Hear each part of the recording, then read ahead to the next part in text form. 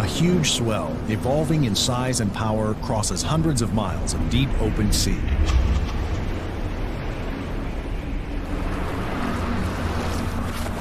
When it comes, it will come from the north, and they will be waiting. Halfway across the world, they have prepared themselves for a confrontation of epic proportions, as they take the centuries-old art of surfing to its most dangerous extreme.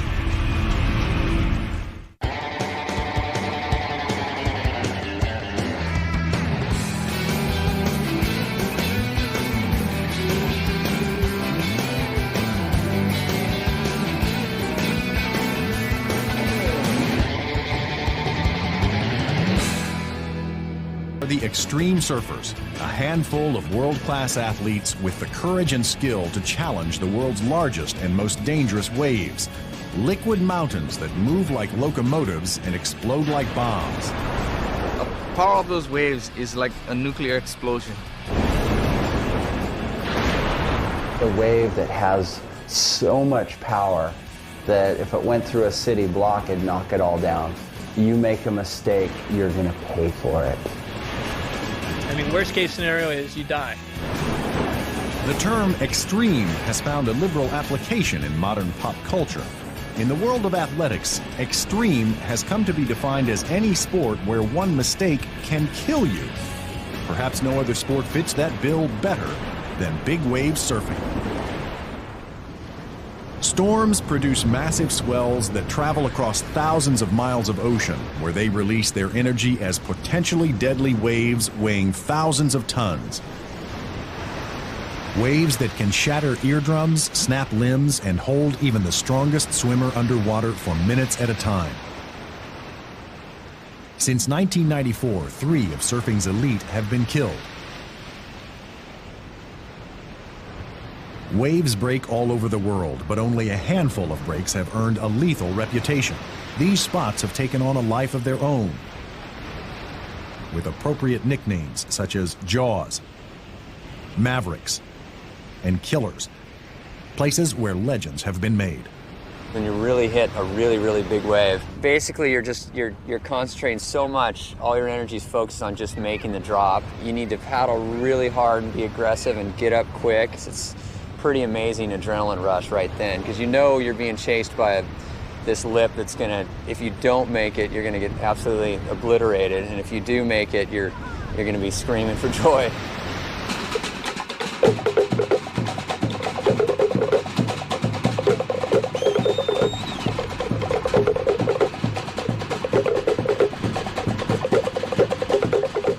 The art of surfing was born on the Hawaiian Islands and was considered a central part of early culture. In the early 1900s, surfing's legendary pioneer, Duke Kahanamoku, compared the feeling of riding on a wave to standing like a god. As it has evolved, traditional surfing has been compared to a dance with the sea, a blend of athleticism, style, and grace in tune to the rhythm of the waves, a soulful expression of man in harmony with the liquid realm of the earth. With no continental shelf and no significant landmass between Hawaii and the Gulf of Alaska, powerful ocean swells travel uninterrupted until they meet the Hawaiian reefs, creating surf conditions considered to be the best on earth. The first place to gain a legendary reputation among big wave surfers was Oahu's North Shore, home to what many surfers consider the most perfect wave on earth, Pipeline.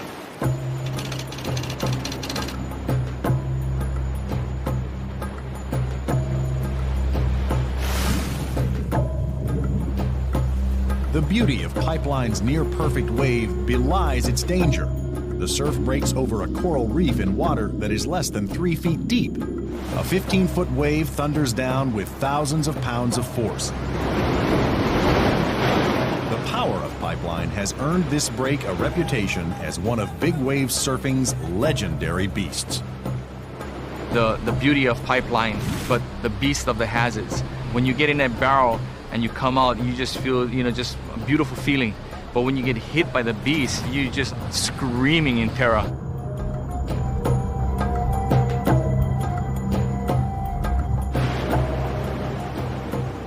Surfers refer to the falling lip of the wave as the guillotine, a force that can snap surfboards in two, break bones, and hurl bodies into the reef. One of the things that separates pipeline from other waves is there is a severe consequence to riding the place. I've seen a lot of people get injured there. Some people die, and I think it's that consequence that kind of keeps everybody on their toes when they ride the place. A world champion body surfer and bodyboarder, Mike Stewart is a veteran of pipeline. Pipeline is basically an intense surfing environment. If you can imagine an intense wave magnified tenfold, that's kind of what the feel you get out at pipeline is. All this energy converges all at once in this one little zone and produces some incredible surf. Extreme surfers consider the danger of pipeline a small price to pay for the thrill of riding in the barrel. Precious dreamlike seconds when they find themselves enveloped by walls of surging water. A surreal experience they call being in the green room. And once you're inside of it, it's almost as if time slows down. You know, it becomes this, you're inside of a room, basically, a big green room that has water walls. And usually I just like to stand there and just look around. I kind of look around, and you're always looking for the way out. When the walls of water converge as the wave closes out, they create a vacuum of air which virtually spits the surfer from the mouth of the receding tube. When a surfer feels this burst of air, he knows he has survived the beast. It's pretty much the apex of the surfing experience is to get inside of the barrel. Imagine riding inside of a tornado and coming out clean. You know, you're surrounded by chaos and power and heaviness, but you're inside this calm little area, you know. While pipeline has become world famous for its sublime perfection, another North Shore break has come to be feared for its biblical power. It's called Waimea Bay.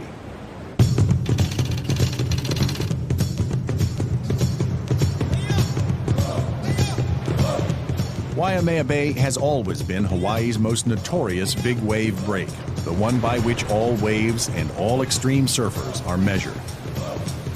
Waimea is like a charging rhino, the testing zone for all surfers. No one charges Waimea like Ken Bradshaw, a Texas native. At 47 years of age, Bradshaw has been surfing Waimea Bay for over 20 years.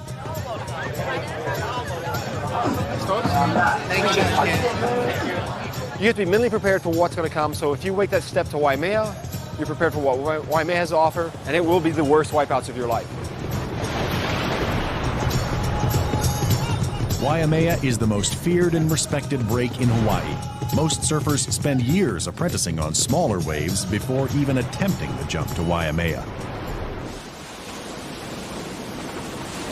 The giants have been thundering into Waimea Bay since time began, but they weren't surfed until 1957. Californians, such as Greg Knoll, had long since migrated to Hawaii for bigger and better waves. I mean, we were so hooked on the whole North Shore scene. We went over there and we were like the first guys to really live in a house and just be total surf rats and, you know, concentrate on nothing but surfing. And that was my lifestyle for the next 25 years. Knoll's crowd called him Da Bull for his fearlessness, but even Knoll backed down from Waimea. When the big waves came thundering in, they could feel the earthquake up on the hills a mile inland, forming ripples in their morning coffee. A dark cloud of fear loomed over the break for decades.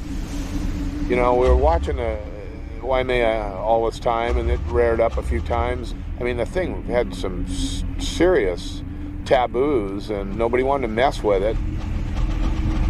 Locals thought the bay was haunted, but it was only a matter of time before the bull would charge through the breakers.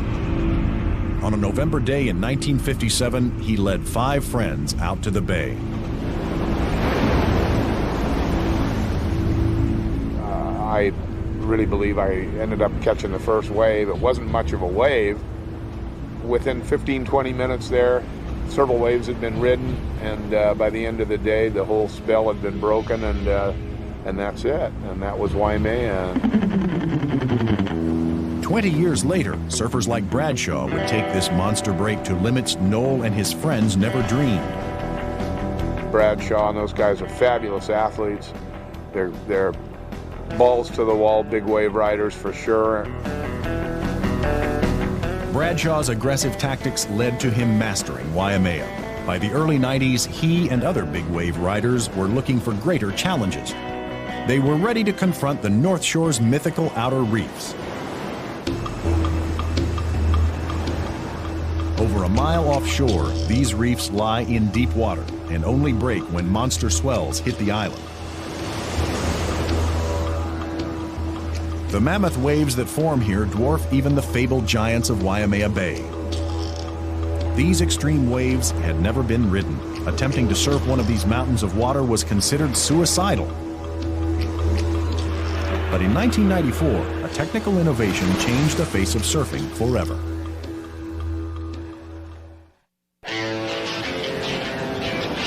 By the time big wave surfers, such as Ken Bradshaw, had brought Waimea to the mainstream of the sport, they were already looking for greater challenges. It becomes like, okay, what's next? Because you've challenged Waimea, you've felt comfortable at Waimea, it's become your comfort zone. It's time to push out of that envelope. Bradshaw and the rest of the Waimea crew watched in awe as huge waves broke on the North Shore's outer reefs. Places like phantoms and alligators, with faces routinely reaching 50 to 60 feet. To them, these waves were unsurfable, even if they managed to reach the break. The waves themselves were moving too fast to paddle into. In 1985, the term unridden realm was coined for waves over 35 feet, waves considered unrideable by any man.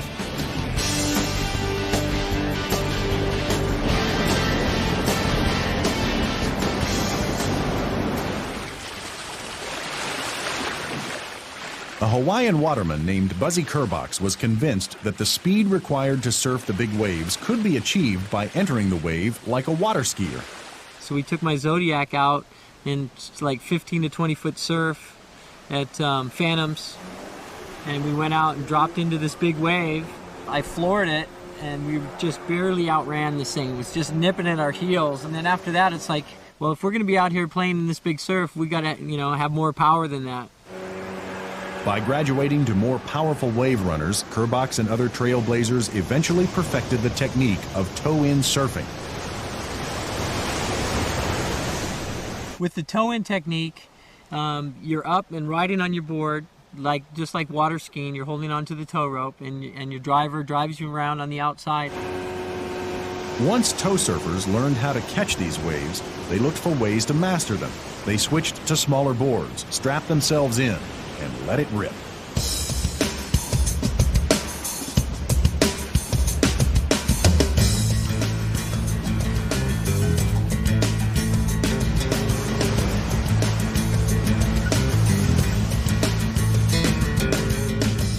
We can go to the outer reefs and ride waves bigger than we ever rode at Waimea every time Waimea breaks. So surfing has really taken a quantum leap forward.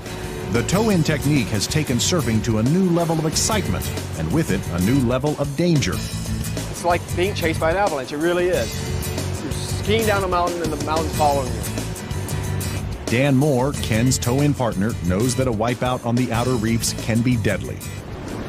It's a scary experience. I went down to the bottom on my second turn, and the board cavitated, and I spun out, and it ended up doing a face plant and sucked up over the falls. It was like slow motion at first. You're going up through the back of the wave, and then it grabs you and sucks you over. And the explosion is just horrendous. It just forces you down. You're immediately, within seconds, you're 30 feet underwater. Your eardrums feel like they're going to explode because you haven't had time to equalize your ear pressure. It's like being in a spin cycle, I guess. And sometimes it takes 15, 20 strokes to get to the top. You're 30, 40 feet underwater. Come up and you're dizzy, you're seeing stars, you're delirious, and you're not sure where the next wave is. To prepare themselves for paralyzing hold-downs and blinding disorientation, Bradshaw and his partners have developed some unique underwater training techniques, like running with rocks along the ocean bottom. In 30 feet of water, they pick up an 80-pound rock and sprint out to sea, furthering their lung capacity and endurance.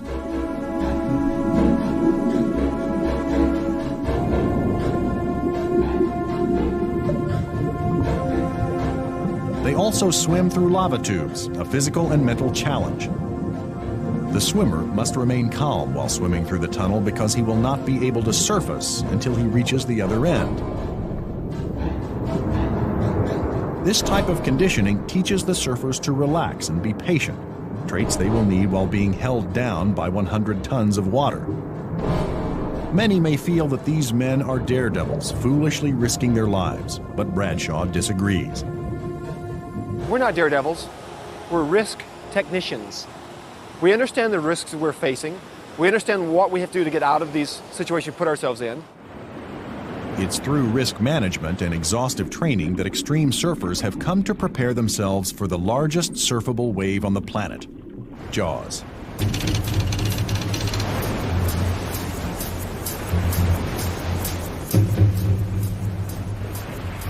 When Jaws gets big, the Earth shakes. When Jaws gets big, everything else gets really small. Only a handful of athletes possess the courage and skill to venture into the wave's teeth. Dave Kalama is one of them. You've got that adrenaline flowing through your veins, and that set comes, and you're at the end of the rope, and you release. It just energizes your spirit. Kalama has perfected the art of big wave surfing through years of preparation with his body and his mind. A lot of it's confidence, and confidence is just a state of mind, it's an attitude, and you don't get that instantly. You have to earn it, and you have to build it, and you have to go through all the processes that it takes to gain that confidence in order to attempt to ride that wave. Located on the north shore of Maui, the break remained unridden for years. One must navigate through a labyrinth-like maze of pineapple fields to reach the cliffs above the waves. But there is no way down the sheer walls. The only way to reach the break is by water. Over 3 miles down the coast, at a secret location, the extreme surfers discovered a cove where they could launch their jet skis. The source of the tremendous power of breaks like Jaws is not the movement of water, but the movement of energy. Storm waves are produced by wind. The longer and stronger the wind, the greater the swell produced. Storms that create great energy are capable of producing immense swells. A monster swell heading for Jaws starts with a winter storm near the Aleutian Islands off the coast of Alaska, 1,900 miles north of Maui. 30-foot swells are formed and march their way southward through the Pacific at 25 miles per hour. 3 days later, the energy of the swell hits Jaws' steep reef, moving from deep ocean to shallow water in less than a minute. This depth change cuts the speed of the wave in half and compresses the wave, causing it to rear up to maximum height, sometimes 50 feet when measured from the back. Measured from the front, a wave can reach 100 feet.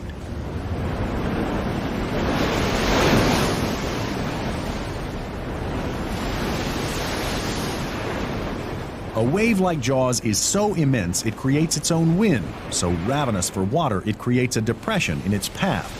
If a surfer goes under at its base, the change in pressure can break his eardrums instantly. While most might run from such danger, when an extreme surfer gets word of such swells, he waxes up his board and waits like a kid for Christmas. When I know there's a big swell coming, it's hard for me to concentrate on anything. All I can think about is getting out there and riding the big waves. Buzzy Kerbox is the quintessential Hawaiian waterman, diver, paddler, swimmer, and surfer. When the surf gets big, he can be found at Jaws. I would describe Jaws as the biggest, scariest wave I've ever encountered.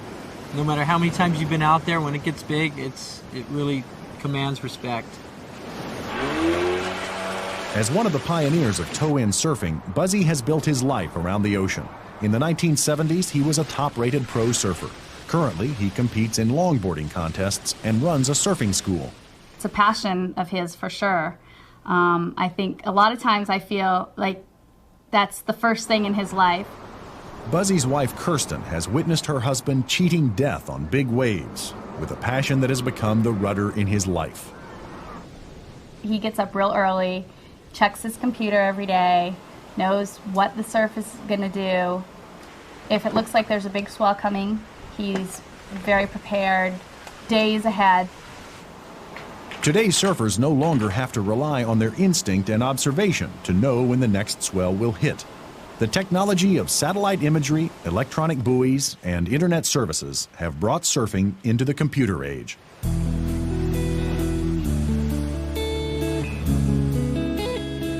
A ride at Jaws can last around 20 seconds, but the process leading up to it has been a lifetime of preparation.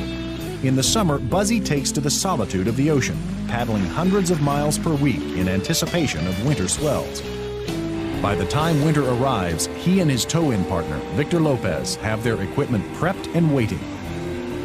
It's hard for me to sleep. I'm just amped up, working on the skis, working on the boards. Are we ready? You know, it's been waiting for this. Here it is. You know, get ready. And it's just hard to think about anything else but getting out there.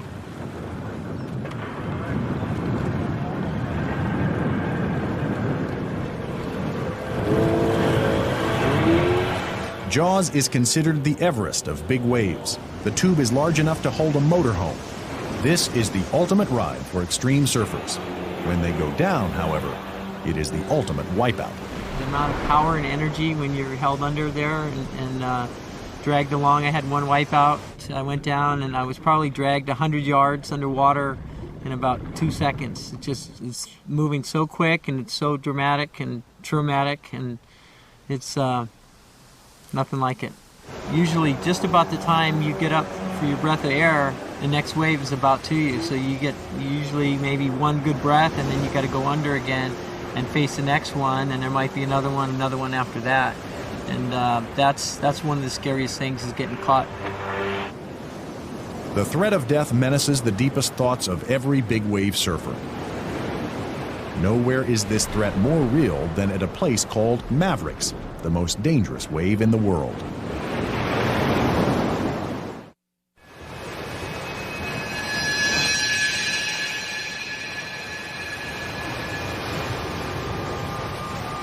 When I think about the most dangerous surf spots in the world, I don't think about any place else but Mavericks.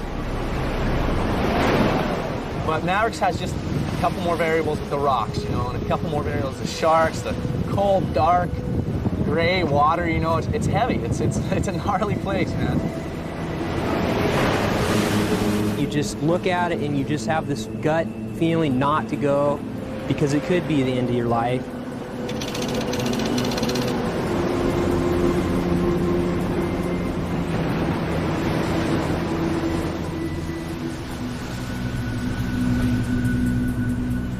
Located about a half-mile off a rocky Forbidden Point near San Francisco, Mavericks was a dead spot to surfers until a local named Jeff Clark began to take notice.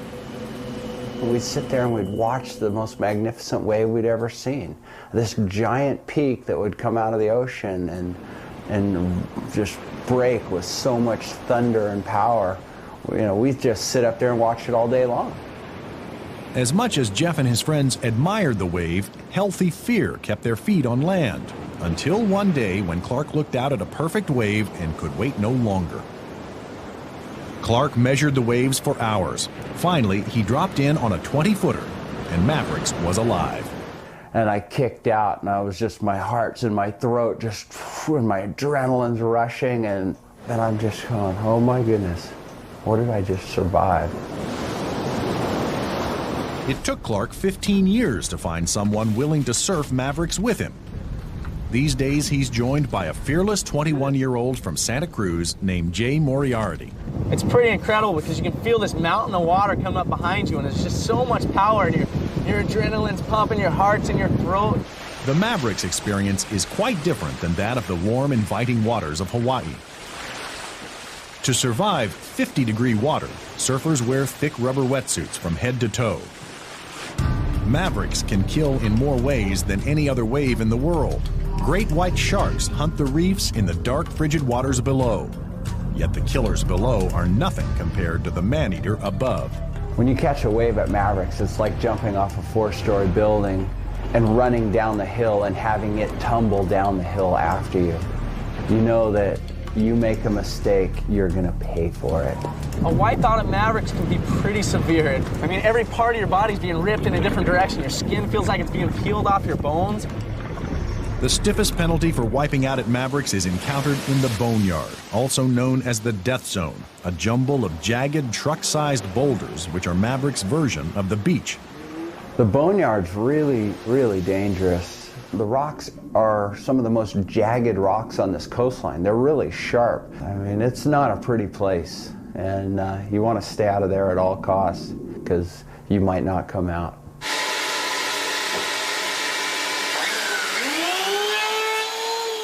Jeff puts all of his big wave experience to use in shaping many of the boards that are used to surf Mavericks and other big waves. The type of boards that we use at Mavericks are rhino chasers. If you have your big wave guns, they're 10 feet long, they're 3.5 inches thick, they're shaped like stealth fighters, they're missiles, and they're for catching the biggest waves in the world. Jeff has enough board orders to keep him busy, but when Mavericks goes off, he and Moriarty are always the first ones in the lineup.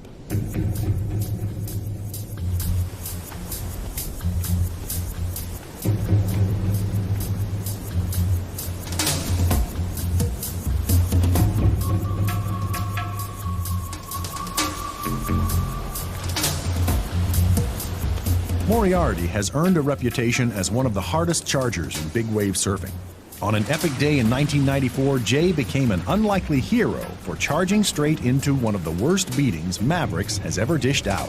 And I paddled out, kind of past everybody to my normal lineup, paddled for the wave, I thought I had it, everything looked good, I stood up, and then all the wind came up underneath me, and the wave jacked up so much, it kind of sucked me backwards up the face, and it just held me suspended in the lip. And we're looking at the set come in, and it is huge. Broad, giant waves, and the first wave of the set we see somebody paddling in, and it's like this wave stands up 50 feet tall, and he's paddling in, and he stands up, and he all of a sudden there's no water. He's out in midair. He's jumping off the cliff. He's free falling. And I can remember looking down, just going, oh my God, what did I get myself into, you know? I'm like, okay, here we go. Like, all of a sudden, there was just this enormous pounding. It hit me so hard, I don't know how I stayed conscious. Surfer magazine called Jay's free fall the wipeout of the millennium. By surviving the fall, Jay became a legend. Or, more appropriately, Mavericks became a legend. Like the other superstars of the big wave world, such as Jaws and Waimea, it's become a wave that is tracked and monitored from around the world. Now, when a swell tracks into Mavericks, the world's best surfers are there waiting for it. But for the last few years, they've been seeing something they've never before seen in a big wave lineup: a woman.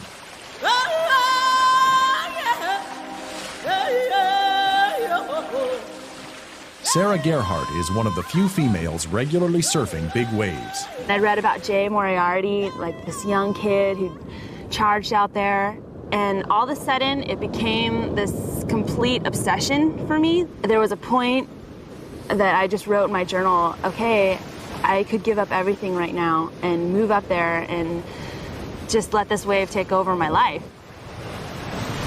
Before tackling Mavericks, she needed to prepare her mind and body.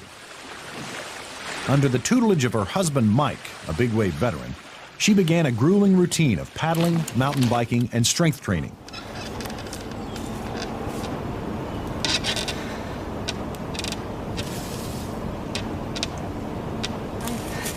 On March 22, 1999, Sarah did what no woman before her had done at Mavericks. I looked around, no one was going. I knew it was me. I just turned around and I committed. And here I was looking down, 35 or 40 feet. Okay, here I go.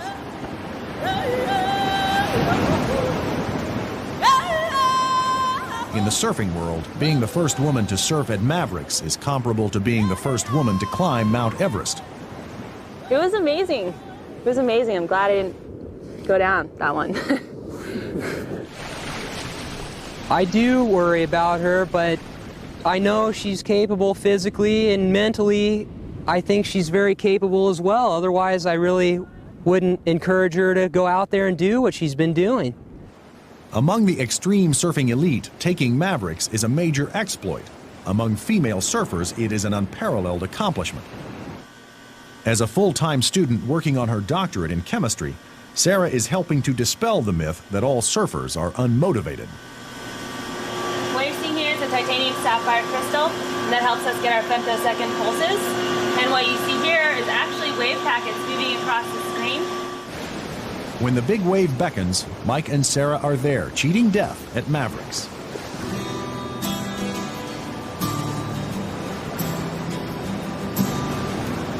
As with all extreme sports, big wave surfers know that death can be a moment away. By the mid-90s, Mavericks was drawing the best surfers from all over the world. Ken Bradshaw was among those who couldn't resist the lure. It's another Everest, you know. And I was obsessed with the spot. I was trying to go every swell there for a long time. Ken had been surfing Mavericks for a couple of years before he began to develop a friendship with his longtime rival, Mark Fu. Largely through self-promotion, a flashy style, and utter fearlessness, Fu was becoming a legend in Hawaii. But he had not yet experienced the rush of Mavericks.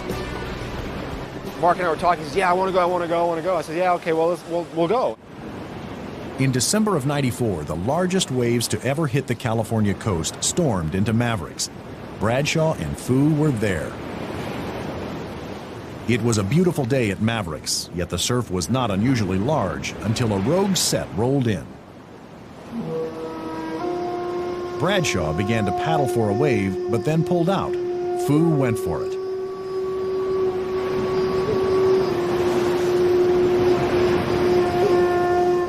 On the next wave, Brock Little and Mike Parsons took off together. As the green wall began to rear up, all eyes turned to watch their wave. No one noticed that Fu hadn't surfaced. Everybody's telling me, be glad you didn't go. I said, really, how come? He goes, because Mark really ate it bad, and Brock and Parsons ate it really bad. I said, is everybody okay? He said, yeah, we think so.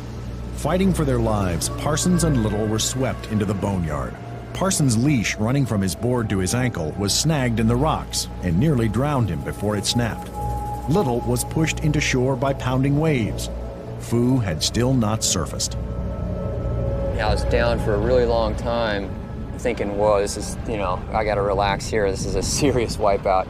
And I was down really deep and I felt the body slam into me. And the whole time I was thinking, oh no, me and Brock are tangled, our leashes are tangled. In fact, Parsons had slammed into Fu's body. It took over an hour before the surfers realized that Fu never surfaced. We saw Mark's surfboard floating around out there in the middle of the ocean. I was like, something's not good here. I think he's still attached to that board. And so we pulled up on his body, and sure enough, he was unconscious, face down, and myself and Evan Slater pulled him out of the water. When he fell, Mark slammed into the water with tremendous force and skipped down the face, not penetrating the surface. He was sucked back up the face and thrown back down with the entire force of the wave. His body can be seen trapped in the white water going over the falls. Fu may have been knocked unconscious by the force of the wave or tangled up in the rocks as Parsons had been.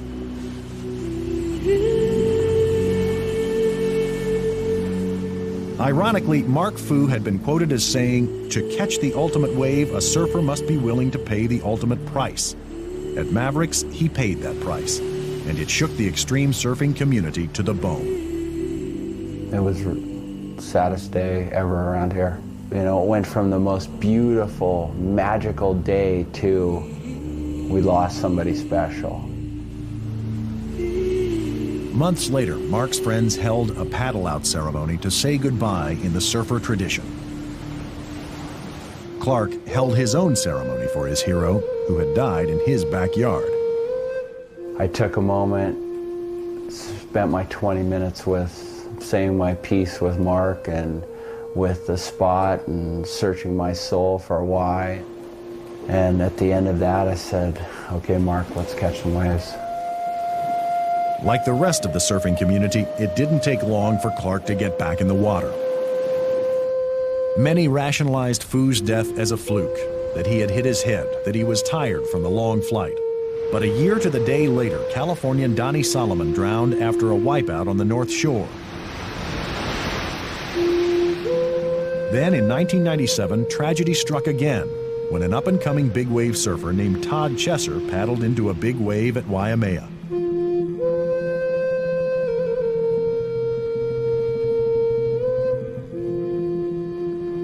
Fewer people have surfed these giant waves than have traveled into outer space. And yet, of this small group, 3 of them are gone. Still, big wave surfers have managed to suppress their fears. Well, certainly Donnie and Todd and Mark Fu, they've all, you know, as much as we like to charge these waves and as much as we all love being out there and this stuff, and we're never going to stop doing it, certainly we're very aware of the consequences of what can happen. Yeah, you'd be lying if you said you weren't a little afraid, yeah. But if you're worried about dying and surfing big waves, then you really shouldn't be out there. One reason these surfers have been able to set fear aside is that when they go down under a mountain of water, there are trained men and women out there who are willing to go in after them.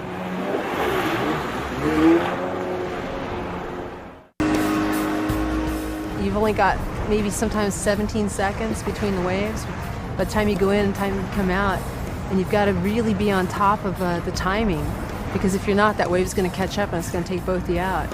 Sean Aladio is an expert on surf rescue. Well before a big wave event gets underway, specialists like Sean have scouted for hazards. You want to look at the swell height, the intervals, and the underwater, the geomorphic terrain underneath the surface of the water to try and see what kind of obstacles that you're going to have. Extreme rescues require precision, fitness, and skill. Kealana spends countless hours practicing rescue techniques and even more time training. We train in such an extreme way because I practice extreme safety because I do extreme things. In order to deal with the dangers, I need strength, you know, to oppose or hold the danger back. I need speed to avoid or outrun this danger. I need to be as agile as possible so I can outmaneuver these dangers. Flexibility to reduce injury, and the last is endurance so I can achieve my mission.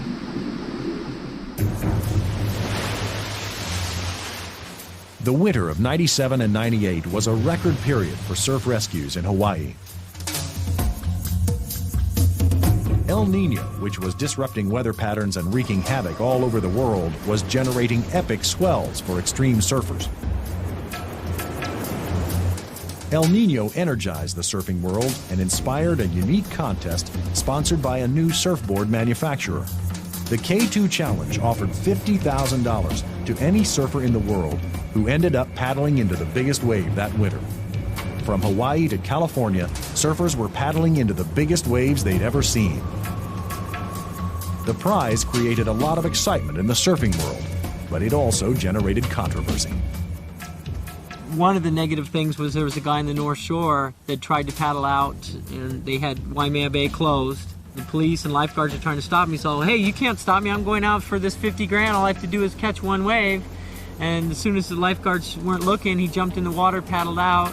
Huge set came, caught him in the, on his paddle out and almost killed him. He came in throwing up, and then they arrested him. But I think that's a situation where having $50,000 for the biggest wave makes people take chances that they wouldn't ordinarily take in big waves. But the other side of the coin, when you're out there and you're looking at a 30-foot wave, it's 50,000 really doesn't make much of a difference whether you're going to go or not. Kind of money doesn't matter suddenly when you're out there. An accomplished big wave surfer named Taylor Knox also had his reservations about the contest. Especially after losing 3 great surfers, it was like, I just was hoping no one would get hurt. If no one got hurt, I thought it was going to be a great thing.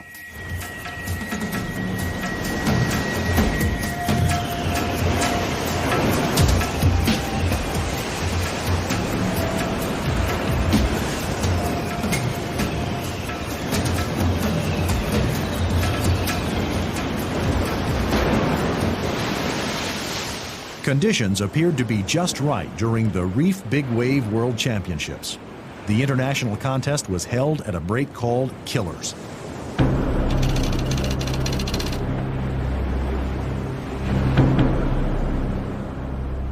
Killers is a big wave spot located on Todos Santos Island off the coast of Mexico. I mean, I knew that the contest was going to be won by someone that day at Todos because just the waves were huge and the conditions were really good. Knox's first wave that day ate him up and almost sent him home. I took off on the wave and ate it real bad, cartwheeled down the face, washing machine, the whole 9 yards. That I just paddled out with the blinders on and just said, I'm going on the next wave, I don't care what it looks like. I could hear all my friends going, go, go, and I was like, yep, I'm going for sure. And then, you know, I dropped in. That wave was pretty awesome to watch. I was sitting there with Brock Little, actually, and we were both going, here it is, you know, $50,000 if he goes, and he spun around and went, and it was so amazing how he made that drop. It was so steep, and that wave was so big. I was so stoked for my buddy to watch him ride a wave that big, and it was a neat thing. Taylor Knox won the K2 challenge and took home the check for 50 grand. Though it was big enough to win the money, it wasn't the biggest wave ever ridden.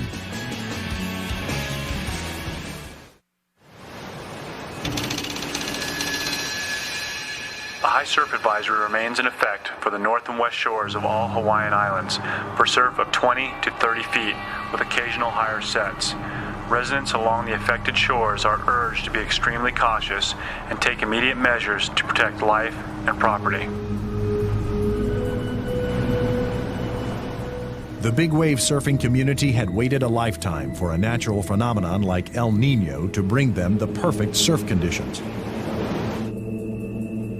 For extreme surfers, January 28, 1998 will forever be remembered as Biggest Wednesday. On hand to capture the huge surf was an IMAX film crew shooting the feature film Extreme. The best thing that happened on the filming of this movie was a day called Big Wednesday. And that was January 28th, 1998, when a freak storm hit the north shore of Hawaii while we were there to film giant wave surfing. And we could have never hoped or dreamed that we would see waves that huge. The last time waves that big hit Hawaii was in the late 60s. And the fact that we were there with our crew, with our IMAX cameras, and with the best big wave surfers in the world when this giant freak of nature rolled into Hawaii was just incredible. Amazing for me to think about something that's been my desire, my passion, my entire life, to ride the biggest waves in the world. And so January 28th finally came. Ken and I have been talking about what it would be like if this was just one of those magical days that all the elements came together. We've been tracking a few waves, getting used to the feel. So when this thing came in, I knew it was a big wave. And it just kept building and building, you know? And it was absolutely amazing, because I knew it was going to be the biggest wave I'd ever had.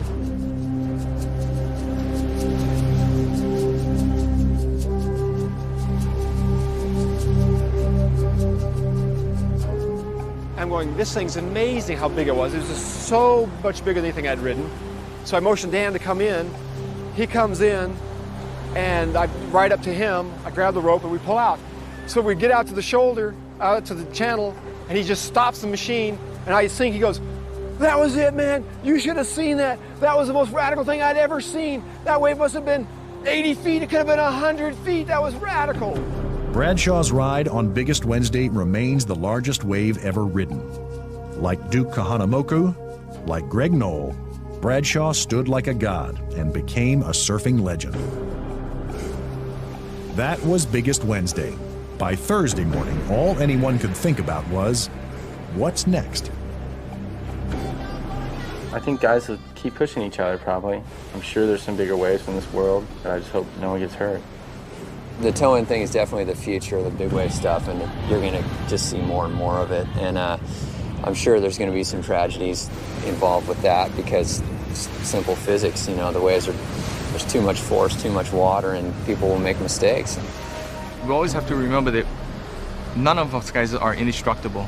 You know, the ocean will always be there, but we have a lifespan where we're born, we live, and we die.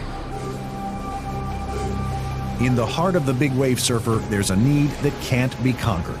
The answer to where surfing is going can be found in the very reason they surf. A lot of times riding waves of that magnitude, you realize you're close to death, and I think that experience, being that close to death, really makes you feel alive. In search of the ultimate adrenaline rush, extreme surfers are exploring new monster breaks, like the Cortez Bank. This mysterious spot was discovered literally in the middle of nowhere.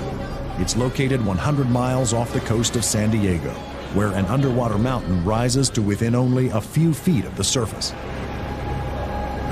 One day, a magnificent swell will come from the north, and they will be waiting for the biggest wave of all. It may be 100 feet, maybe 150, perhaps 200. But someone out there is preparing to ride the beast.